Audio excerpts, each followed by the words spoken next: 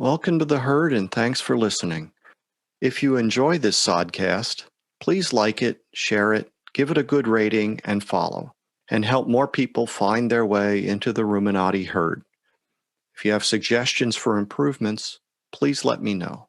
Howdy, everybody. Guess who just realized he hadn't hit record, and we were well into this conversation. Dang! Well, I think that our guest today can verify that Filter 3.0 works really well in terms of blocking the thought from coming out my mouth, because I thought some words I didn't want to say. Today's guest, who I'm very pleased has decided not only to join us, but to stick around after that, Dr. Gregory Miller. I am so sorry. No worries. Well, if that's the worst thing I do this week, I guess it's going to be a good week. So Greg Miller is the Global Chief Science Officer and Executive Vice President for Research, Regulatory, and Scientific Affairs for the Dairy Management Incorporated and National Dairy Council. And in his free time, he's also an Adjunct Associate Professor of the Department of Food Science and Human Nutrition, University of Illinois. And he's the Nutritional Security Sector Lead for the Global Dairy Platform. Welcome. Thank you. So, again, please tell us how it was that you got into agriculture, because you didn't grow up on the farm and you didn't marry into agriculture, right? No, I grew up in the suburban area in Michigan, a little town called Waterford, Michigan. But I did a lot of gardening. My dad had a garden every year, and I worked with him in that garden. I got interested in nutrition because my mother was overweight, and she spent her whole life dieting. And I was a wrestler, and so I was watching my weight as well, because you always got to try to make your weight class. And because I was still young and growing, my mother, who was a nurse, tried to make sure that I was eating very healthily with the little bit that I was eating. That kind of got me started and interested. And then later on, I became a cook. I started as a short order cook in a steak and egg joint. And then later on, I cooked in the dormitory, where you have these giant steam kettles and big oars that you stir the food in. And then finally, an assistant chef in a really nice restaurant. And so I've always been interested in food and how it impacts your health and your weight. It was just something that I was always interested in. And so I ended up choosing nutrition as a major at Michigan State University. But your desired career path got interrupted, and as sometimes happens, we get directed to where we really wanted to be all along. We just didn't know about it. Yeah, I originally wanted to be a heart surgeon. That was my goal, to get into medical school. I didn't make it into medical school, and I just happened to be working in a lab part-time for a nutrition professor who was doing research studies with animals, feeding the animals and collecting data. And when she found out I didn't get into medical school, she said, "Hey, you're a smart kid. Why don't you go to Penn State and get an advanced degree in nutrition?" I thought, well, that's a good idea. So I took the entrance exam and filled out the application, and she made a phone call, and off I went to Penn State. And you're right. It turns out to be a career that I loved. It was great to be in the field of nutrition and doing the research. And I really felt like it turned out to be a really good thing for me. So from the time you graduated and then got into serving the dairy industry, what's the journey between graduation and that? When I graduated from graduate school, I got a job with Kraft Foods, working in their nutrition department, in their R&D group. I was actually doing a little bit of studies. I had rats, and I was doing the effect of calcium on blood pressure. I'd always been interested in mineral metabolism to some extent, and certainly my graduate work was on the impact of low-level lead exposure and nutrition. And I was looking at how exposure to levels of lead that were very low, that didn't really alter gross behavior, how it affected your nutritional status, and how having an altered nutritional status could affect your exposure to lead and its effects on you, and particularly in learning and behavior. And so um, kind of continued on more in the area of mineral metabolism and looking at dairy foods and calcium and blood pressure, bone health, um, and got recruited into the dairy industry after 6 years there, and I've been there ever since.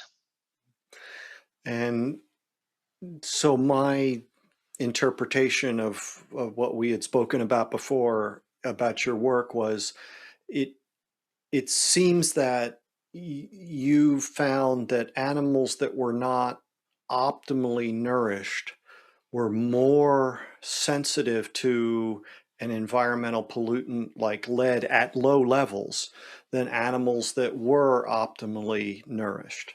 Is that That's correct? that's correct. What you find is that if you have higher levels of calcium and iron and magnesium in your diet, less lead gets absorbed into the body, less of it gets into the tissues where it has its impact in either disrupting biochemical functions or has other impacts. Um, so these animals exposed to even low levels of lead had altered learning behavior. They still had normal gross behavior, but they had learning um, impairment. Mm-hmm. Okay, and then we've also brushed past stunting in humans, which also impacts cognitive development. And so optimal nutrition is necessary for proper development and function. But then we also have this reality that without that, we don't have a properly functioning immune system. And so, and that could be infectious agents or environmental agents that would harm the individual. Absolutely, yeah. There's certain developmental periods where that adequate and good nutrition is really critically important in setting them up for long-term life. Kids who are stunted, they have lower work performance later on. They have lower life opportunities. So getting adequate nutrition during that early development is critically important, and certainly nutrient-rich animal source foods play a critical role because of their high nutrient density and their bioavailability. And that's important with young kids who can't eat a large volume of food. They need smaller portions, and they need nutrient rich portions to ensure that they're getting nutritional adequacy. Mm-hmm. And the and it's not just at the early stage of life. We're now understanding the need for a higher quality diet in seniors like myself. That our needs are not the same as they were when we were middle age. And with a growingly aging population globally, that will affect all of the forecasts for food needs and the challenge of meeting those needs as we go through the next few decades. Um, Absolutely.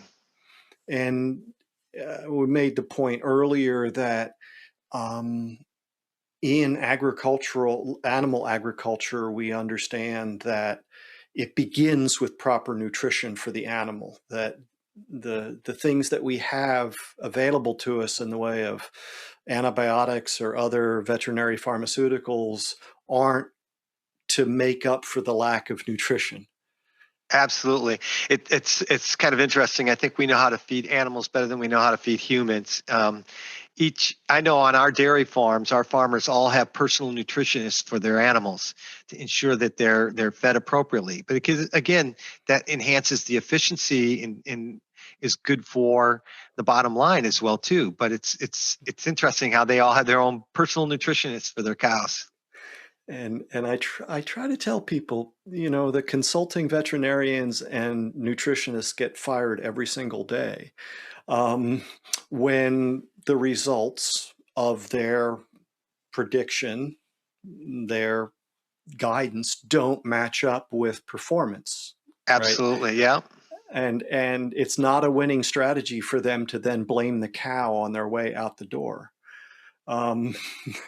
I mean, a lot of this is still an art has to be said, but when you're measuring output twice a day at least on a dairy farm, then you're evaluating the nutritional program in a far more objective way than the majority of human nutrition work has ever even approached, as far as I can tell. Yeah, well, it's much easier to study animal nutrition because animals do what you want them to do. They eat what you give them, and they eat it in the amounts that you give them, and they can't not. But the problem we have with human nutrition is that people don't always eat what you tell them to eat. They are not very good at staying with a same dietary pattern over time. And of course, their food supply changes as well over the seasons. And so a lot of the research methodology that we have in human nutrition is, please tell us what you remember about what you ate. And so unfortunately, the data is not really, really great. And Yeah. We learned a long time ago that cows lie. That's why we don't use the food frequency questionnaires in dairy nutrition. What'd you eat yesterday? Hay. What did you eat today? Hay. So just, but that points out something else that we spoke briefly about earlier, and that is the variability of some of these dietary components in dairy rations. And so a lot of expense, I don't know, effort is made, is put forward to evaluate the nutrient status of dietary components ongoing throughout the cycle of feeding animals on modern dairy farms, testing each lot of hay and other ration components. Yeah. Well, as you've said earlier, it's very, very important because, again, with plants, there's high variability in the level of nutrients that are found in different plants, depending on what soil they're grown on, how they've been watered, what the climate and has been over the season. So you get high variability in plants, not so much in animal source foods, because those animals are doing the work for us. They're taking these foods that we can't consume and digesting them and turning them into high quality, nutrient rich foods that we can, high quality, good protein. And so that's really a great value of what animals can do for us. And it extends well beyond protein and the amino acid composition and profiles. It includes more available mineral forms. It includes vitamins. It includes, I would argue that animal source fats have been demonized unfairly since the mid-70s at least. And more current work is reinforcing that idea that dairy, the naturally occurring fats that come from dairy products are in no way a risk for heart disease. Yeah, there's been numerous studies that have been published, and even over the last decade, these meta-analysis, which essentially take all the different individual studies and put it together as if it was one big, large study, which gives you a lot of power in your statistics and your analysis. And they show that dairy is either neutral or positive in terms of heart disease, in terms of reducing your risk of cardiovascular disease. And the data is quite strong. And they're now beginning to recognize that, well, milk fat is a very complicated piece of dairy products. There's over 400 different fatty acids that are found in milk fat. Some of them have biological activity, like conjugated linoleic acid, which has been shown to have anti-cancer properties, and may help with body composition in terms of reducing body fat and enhancing lean mass. We also understand that it's more complicated than just saying this fat or that fat. It's the food matrix that it comes in as well too. It's the way it's built as a food, the structures, the other components within it, the calcium, the phosphorus, the vitamins, all can impact how that food impacts your body and your health. And so we've got to take into account food matrix now. It's a key component as well too. But certainly the data is pretty clear that milk fat is not the villain that we once thought it was. So we met at a sustainable livestock conference, and we also are both on social media, so we brush up against each Yeah. other frequently. But in terms of sustainability, too frequently it's my perception that popularly, at least, questions of sustainability in food systems or food production systems only focus on the aspect of environmental factors and environmental impact, and they don't include the other components of sustainability that people who are working in that space do pay attention to. Yeah, it can be a very frustrating discussion for me at sometimes when we know that, of course, environment is in the center of the bullseye. Environmental degradation, and people then tend to focus on animals, and then the recommendations tend to be, well, eat more plants, eat less animals, problem solved.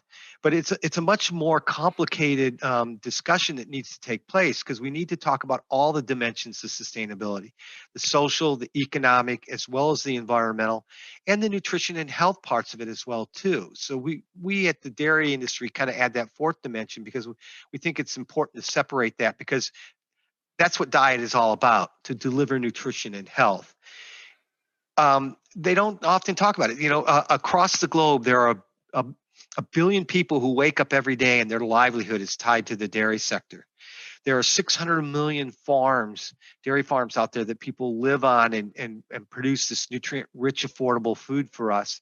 There's another 400 million people who are either bringing into the farm business or taking the product and processing and selling. So it's very important for livelihoods and culture, particularly in rural areas where a lot of the farming occurs.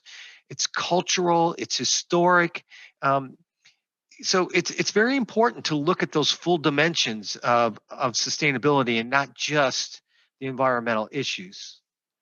And even within the environmental issues, too frequently it's oversimplified Yeah. and too focused, too narrowly focused, so that people will not recognize that the amount of arable land that's suitable for the production of human edible crops is a very limiting resource, and that having ruminant animal agriculture allows us to convert the resource that's grown on the non-arable land as well as the arable land into the highest quality foodstuffs that we have available to us, and do it in a way that we do know better how to do it in a way that enhances or at least protects the environment in which that's taking place. Yeah, well, the dairy sector across the globe has made strong commitments to their environmental progress, and certainly in the U.S. they have committed to be net zero by 2050. I think a lot of people don't understand that animal agriculture really can be a part of the solution to some of the environmental issues that are out there. Certainly, the manure from animals is critically important for renourishing the soil in which the plants are grown. Organic farming requires manure. If not, they have to go get artificially manufactured fertilizer to put onto the soil to enhance it. We produce a lot of byproducts, if you will, through food production that can be fed to animals that humans can't consume. In fact, 98% of what we feed animals is non-human consumable.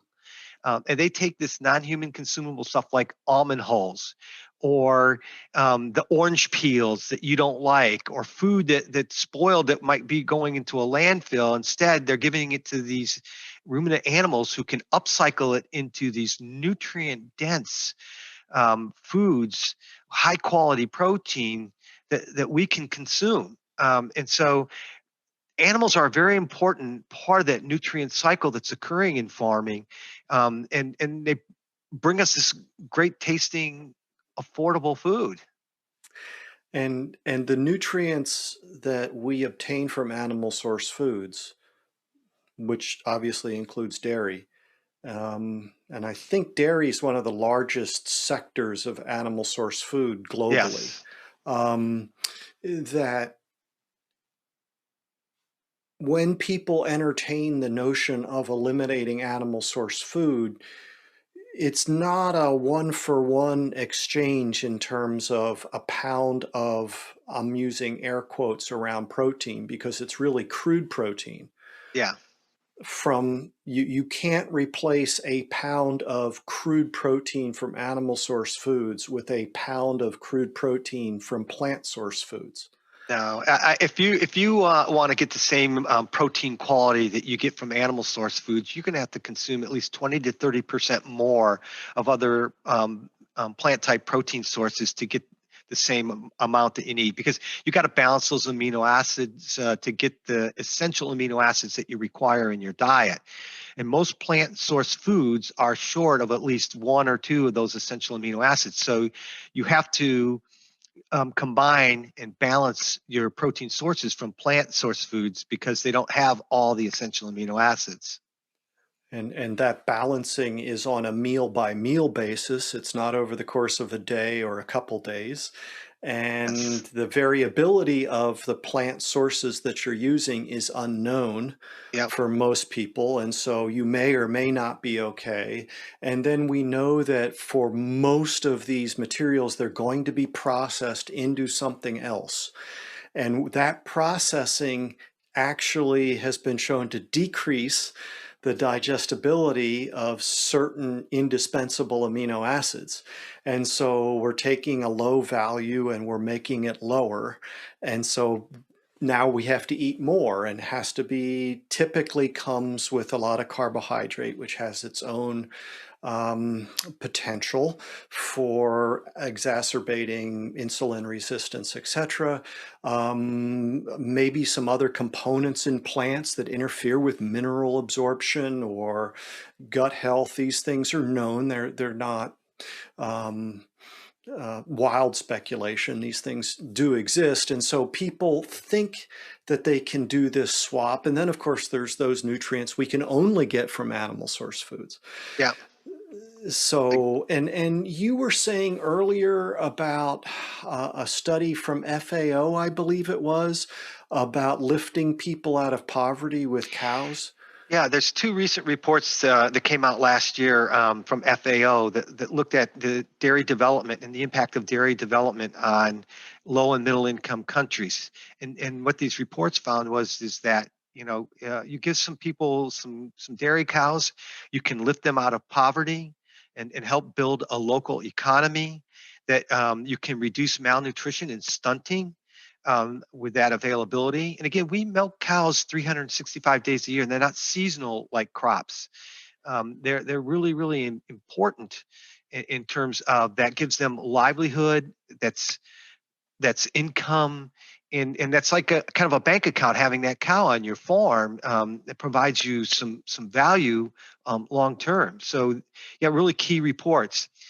I get a little frustrated sometimes with the discussion around sustainable food systems becomes a binary discussion. Just eat more plants, eat less animals, problem solved. It's much more complicated, and as you've kind of indicated earlier, there is no one size fits all healthy diet. Our needs change throughout our lifespan, And so that has to be considered. And certainly a recent study that was published last year looked at if we took dairy out of the diet and tried to backfill those nutrients from other food sources, one, Americans would have to dramatically change their diet and eat a lot of foods that they don't regularly consume, which is not practical or realistic.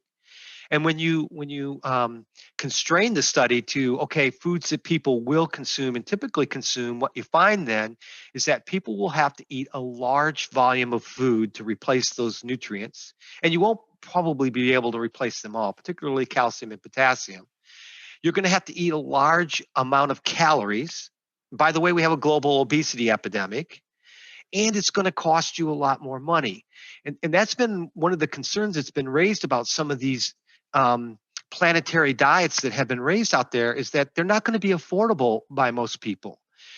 They're not going to meet the nutrient needs of different age segments or people who have special needs, like the elderly, like growing children, or pregnant women. And so the idea that there's this one planetary diet that will work for everyone just isn't realistic. They have to be contextual to each situation, and they're going to need animal source foods, or they're going to be inadequate in certain nutrients that we require in our diet. The first International Grasslands Congress that I got to go to, I listened to someone reporting on an effort in Tanzania, and it was about some cooperative effort where most of the people owning dairy cows are women, and they might have 1, 2, 3, maybe as many as 5. That's, but what this co-op was doing was giving them selling and buying power by sort of bringing together several of them. And one of the first things that they decided to do was to provide milk to their schools. And it was in Ziploc bags with a straw. And this allowed the provision of milk to the students. And part of the report was the teachers reporting that there were behavioral and scholastic differences after some period of time of this within that little area. So it's not only, as you said, the owner, and in many parts of the world, I've been told that the livestock is one form of property that women can control in their societies. And so it's not merely, it would be enough if it were, economic development, but it's a matter of social betterment as well as childhood nutrition, as well as increasing the fertility of the systems that are producing human edible crops. All of these aspects are inseparable from animal agriculture. Yeah. And you're talking about school milk, and of course we know the value of school milk in terms of bringing good nutrition to kids. That's been studied before, but now one of the things that we've learned is, kids who are hungry have a hard time learning, and that's why school breakfast at school has become such an important aspect of school feeding, because we know if kids are well fed, then they're going to be better prepared to learn, and they're going to perform better.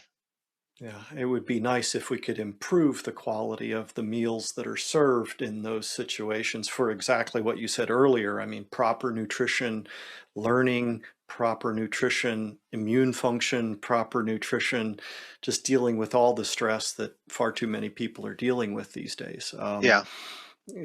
There's lots of examples of people, taking pictures of what's being offered, and it's like, yeah, we don't need that. We need something. We could do something better, I think. It would be my perspective. I respect the school food service people who are out there working hard at their job, delivering that food to kids, and particularly during the pandemic, they've really stepped up and done a better job. They're making great strides, I think, in the meals that they're bringing into the school programs now. So I'll give a shout out to those guys. They're working hard. Yeah, fair enough. So we we spoke earlier about the progress that the U.S. dairy industry has made in terms of efficiency. One of my points that I'd make is that, one, we can't feed today's world without ruminant animal agriculture, let alone the world of 2050.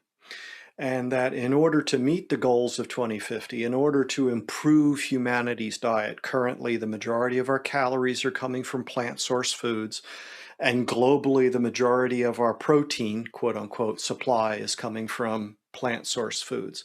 In order to improve that, we have to improve the productivity and efficiency of our ruminant animal systems globally.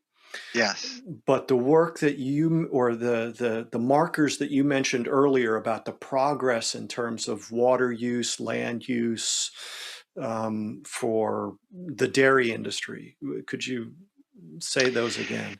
Yeah, I've been so proud to work for the dairy sector. I've been with the dairy industry now for 29 years. I love working with dairy farmers. They're such good people, and they work so hard. Their carbon footprint in the U.S. is only 2%, and it's under 4% globally. And farmers across the globe are committed to being environmental stewards. But a recent report that came out looked at producing a gallon of milk from 2007 to 2017. And what they found is that we could produce a gallon of milk with 30% less water, 21% less land, and 19% smaller carbon footprint.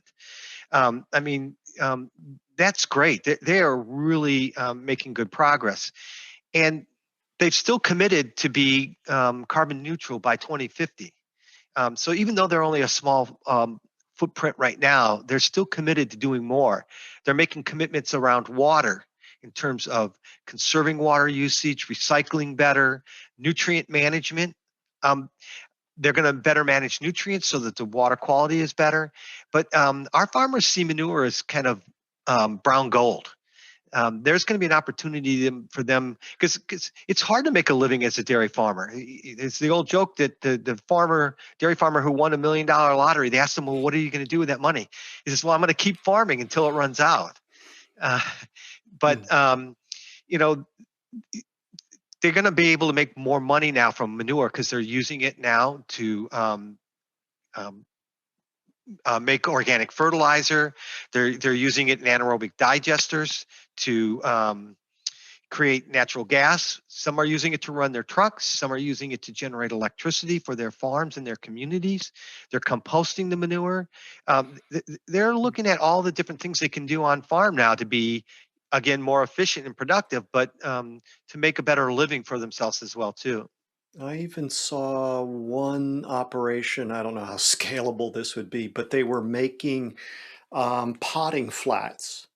Yeah, cow pots. Cow pots, that was it. Thank you very much.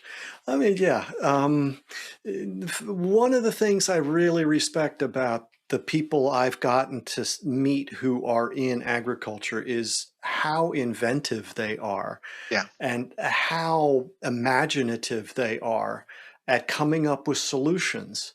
And so, again, as we were saying earlier, I'm very suspicious of top-down solutions, one size fits all. I'm far more optimistic about a bunch of well-nourished brains communicating amongst themselves to address problems and coming up with solutions that are appropriate to where they are. I think the latter is the way that will lead us forward, and the other is not likely to do that.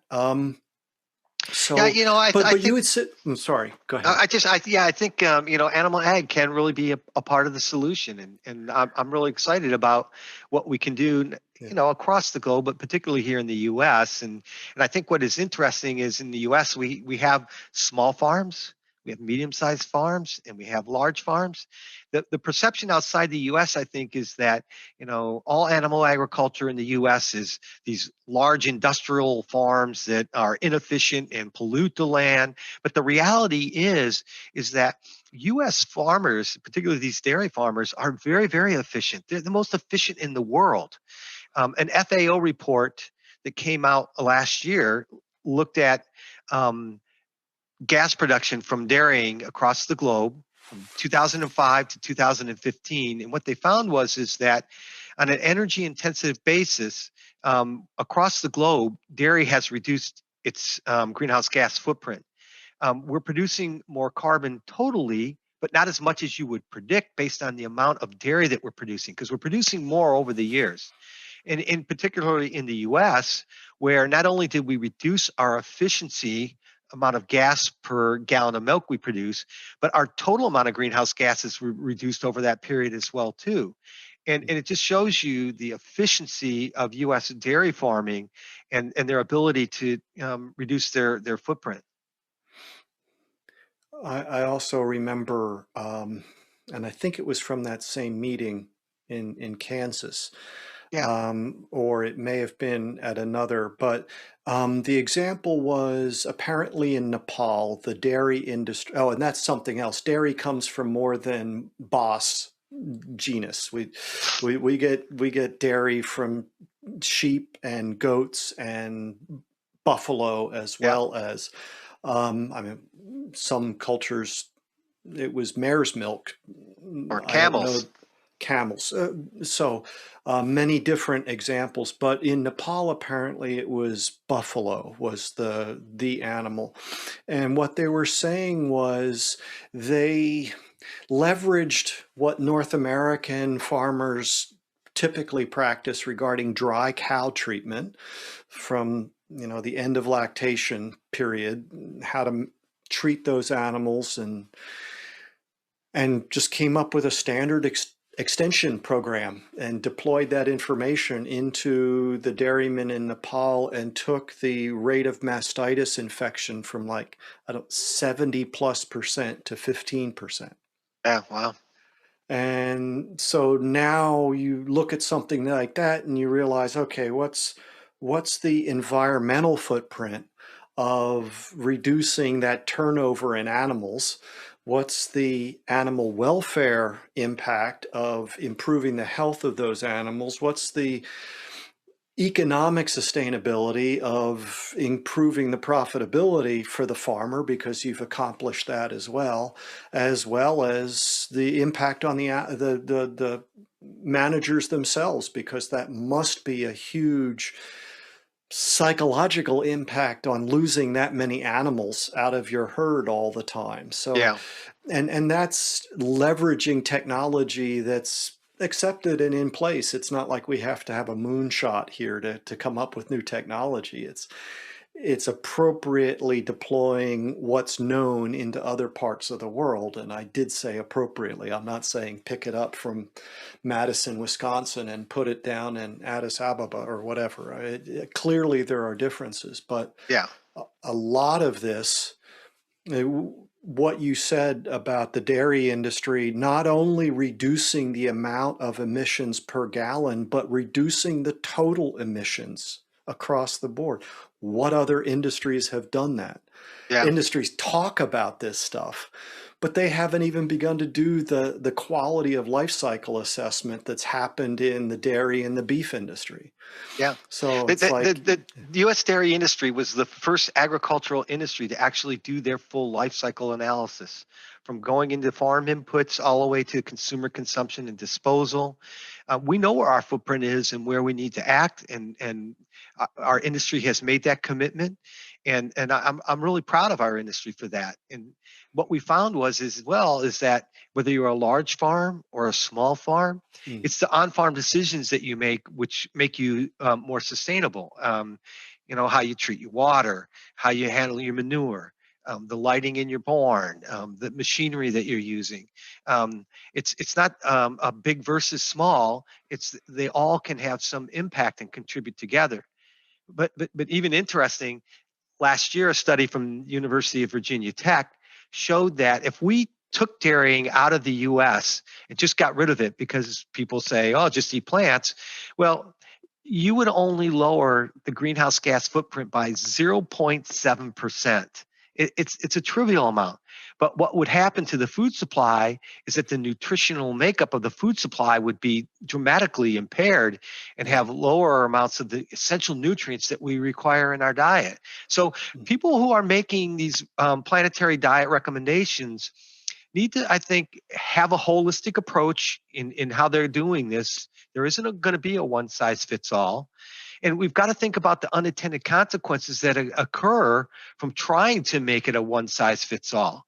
Because there will be unintended consequences from doing that. I think the word would be hubris, to imagine that you could sit in Davos and come up with a reimagined food system when you've never done anything close to agriculture in your life. Yeah, maybe we'll take a pass on this one. You mentioned it earlier. Where does the majority of the nation's organic produce come from? That'd be California. What do they use for their fertilizer? Oh, that would be the dairy industry. So you've gotten rid of the dairy industry. Where does the fertilizer come from? Your organic produce. Again, these are things that a lot of people know, but far more people have no connection to it. And so part of what we're trying to do is just get information out there. I think, and now this is my soapbox, so I'm sorry, but I think that the unsustainable burden that we're facing is the burden of metabolic illness globally. And I think that that's tied to, at its chief, the 80% of that is insulin resistance, hyperinsulinemia. That's coming from getting too much energy from at least highly refined plant products, right? Sugars and starches. And going on these recommended diets is not going to address that. And yet we're talking about the agricultural systems that provide the products that are shown to be part of the solution to that. Yeah. Well, that's certainly, again, I would say right behind environmental degradation, non-communicable diseases like cardiovascular disease, type 2 diabetes, cancer, high blood pressure are the second major piece of the bullseye that people who talk about sustainable food systems are concerned about.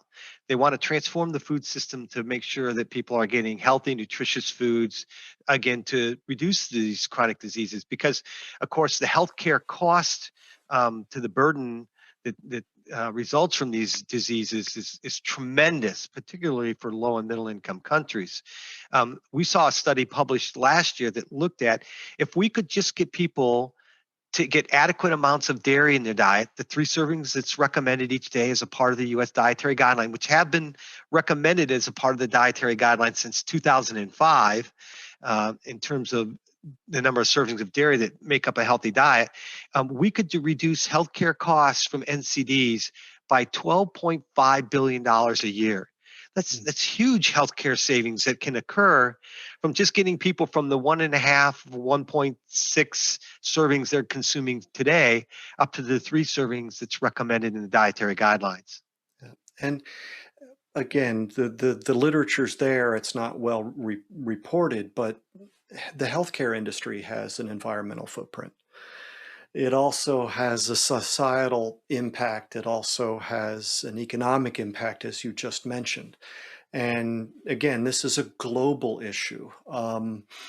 Remarkably enough, that we have to confront certain stereotypes. And as you said, people will recommend a dietary approach because they believe that this will lead to, and yet there's no evidence there. On the other hand, there's this body of evidence that links all of these non-communicable diseases. And again, this is mine. I'm not putting words in your mouth, but I'm happy to share my sources that say that there is no non-communicable disease that isn't at least made worse by insulin resistance. If not, arguably caused by insulin resistance. And so now we have sort of this thing that could unify our approach to what before has been, oh, you need to do this for that, and you need to do that for this, and everything was kind of disjointed. And now there seems to be a coalescing, at least in some parts of research community and in clinical practice. And so I just find that to be enormous good news. Yeah, well, again, that really applies to people who are accumulating a lot of body fat, because the more body fat you get, the more likely you are to become insulin resistant. And so certainly there's a targeted population where carbohydrate restriction really would tend to be really important for their health. Certainly, highly processed carbohydrates are really something that we want to reduce in terms of our diet. Most of them are found in nutrient poor foods anyway, and so that's an important point. Yeah, we could talk about whether the excess fat accumulation occurs as a result of insulin resistance or is driven by insulin resistance. But I've already taken up all the time that you agreed to give me because of the massive mistake I made. That's the word I wanted to use, mistake. Thank you very much. So